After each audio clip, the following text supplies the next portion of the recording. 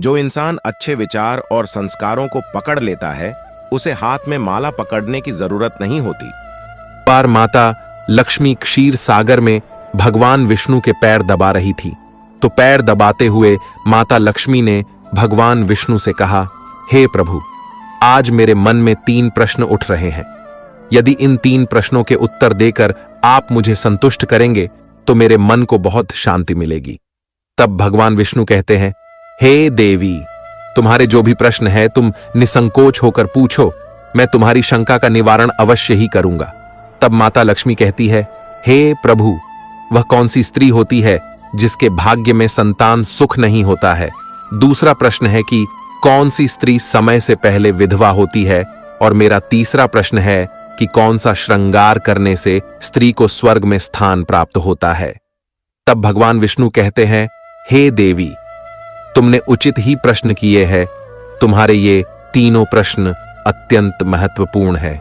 इन प्रश्नों का उत्तर संसार कल्याण के लिए है। जो भी मनुष्य इन्हें ध्यान से सुनता है उसे पृथ्वी लोक पर संपूर्ण सुख प्राप्त होते हैं और मृत्यु के बाद उसे मेरे लोक की प्राप्ति होती है।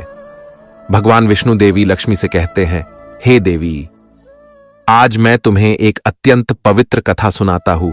इस कथा के माध्यम से तुम्हारे सभी प्रश्नों का उत्तर तुम्हें प्राप्त होगा, लेकिन तुम्हें इस कथा को ध्यान से पूरा सुनना होगा।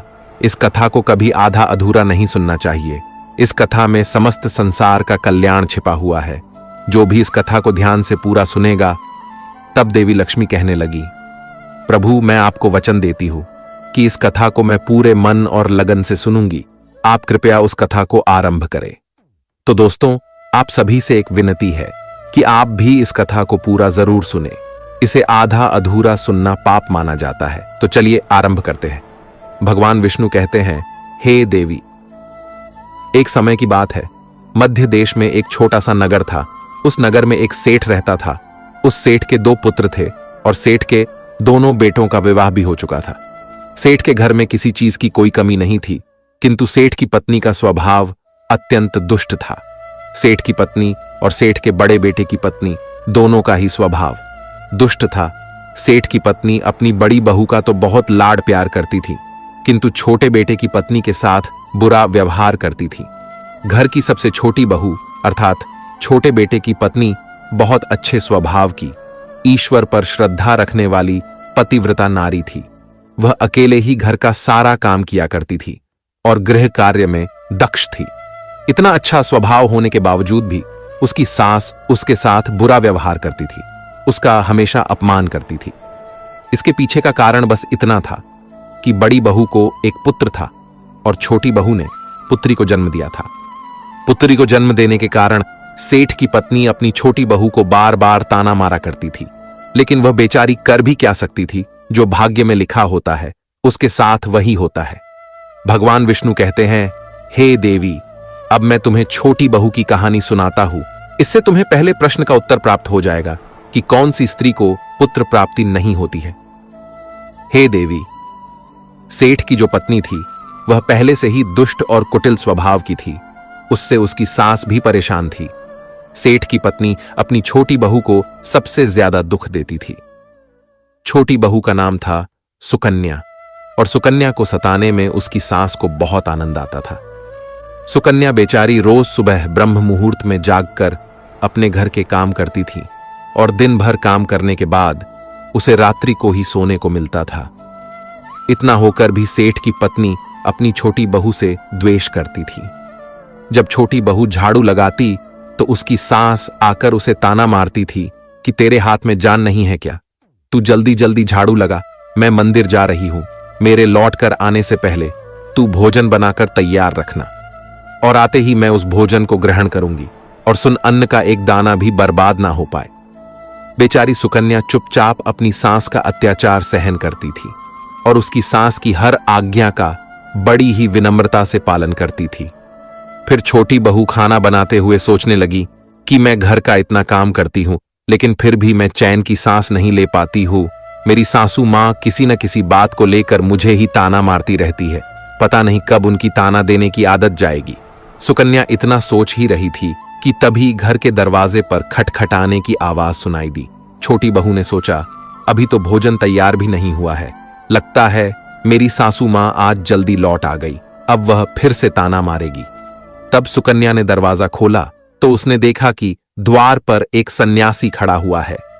वह सन्यासी सुकन्या से कहने लगा, बेटा सदा सुहागिन रहो, तुम इस सन्यासी के लिए कुछ भोजन का दान करो। हे पुत्री, मुझे बड़ी भूख लगी है। तब सुकन्या ने सोचा, अगर मैं इस सन्यासी को भोजन करा दूं और इतने में मेरी सांस आ गई तो मेरी खैर नहीं। कुछ देर तक विचार करने के बाद सुकन्या ने सोचा, यदि मैं सासू मां के ताने के डर से इस सन्यासी को भोजन नहीं कराऊंगी तो मुझे महापाप लगेगा, मेरा सारा पुण्य नष्ट हो जाएगा। इतना सोचकर सुकन्या ने उस सन्यासी को घर के अंदर बुला लिया। अतिथि धर्म का पालन करते हुए सुकन्या उस सन्यासी को भोजन कराने लगी।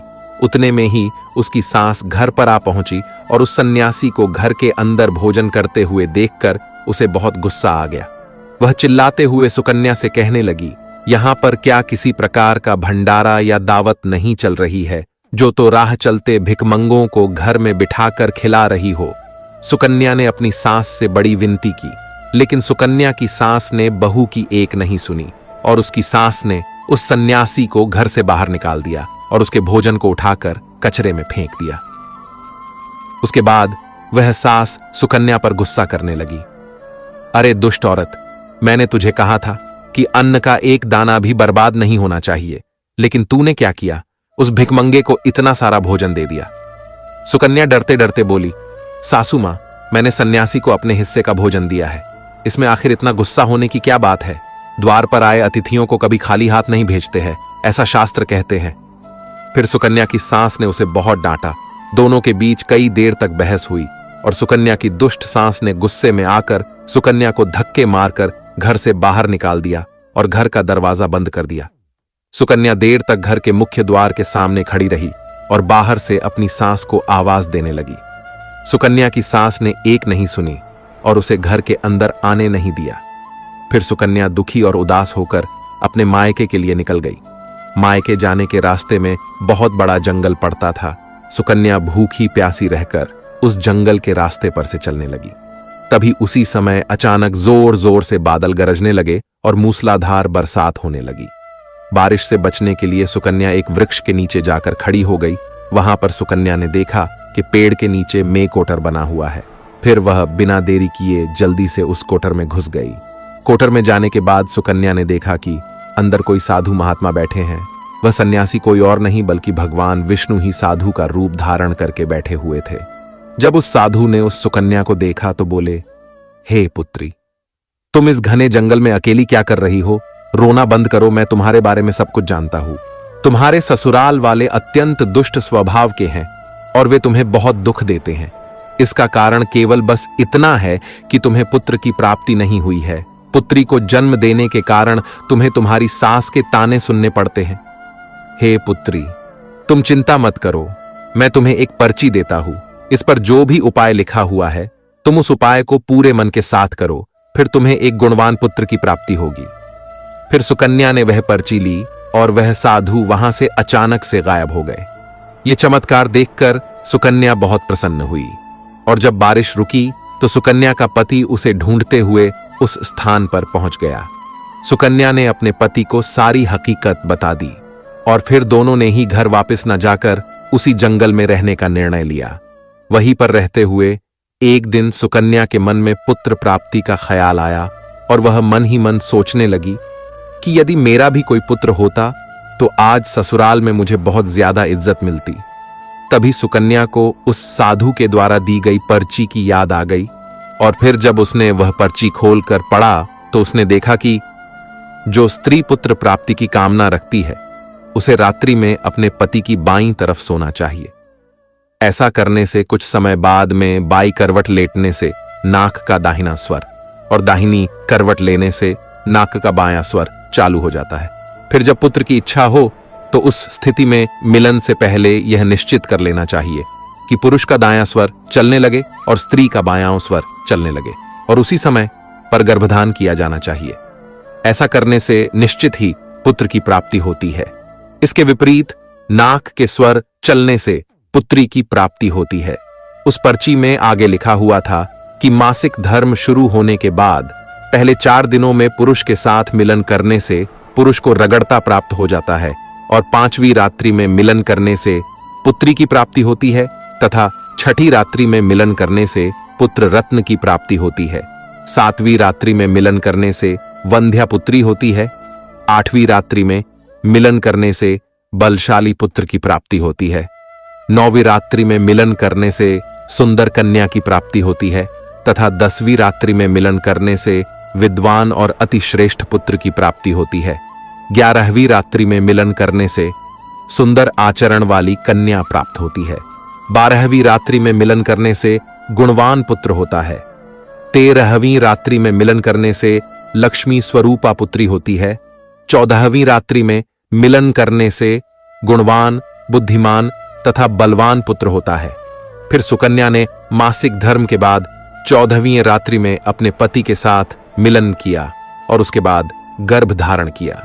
फिर दूसरे दिन सुकन्या का पति जंगल में लकड़ी काटने के लिए चला गया और सुकन्या घर पर पड़ी रही। फिर अचानक से तेज तूफान आया और सुकन्या की झोपड़ी उड़ गई। फिर सुकन्या दौड़ती हुई उसी पेड़ के कोटर में जाकर रुक गई जहां पर उसे वह साधु मिला था। सुकन्या वहां अपने पति की राह देख रही थी कि अचानक वहां पर 2 राक्षसी आ गई।